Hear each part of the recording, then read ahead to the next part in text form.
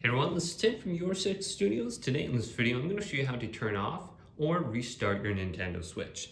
So if you have it turned on, the easiest way to just kind of turn it off is to go on over to the sleep mode right here and select it. The console will now be placed into sleep mode. Press the home button to wake it up.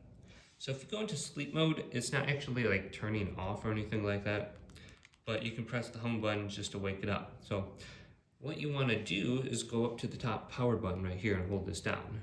So locate right here, and it'll give you the option to restart it or turn it off completely. So let's hold it down. And this should pop up now, this little screen, where it says sleep mode. But let's go on down to power options. Then we have restart as an option or turn off. So if we go to turn off, we can transport the device without losing any battery. So go to turn off, restart, here's the options.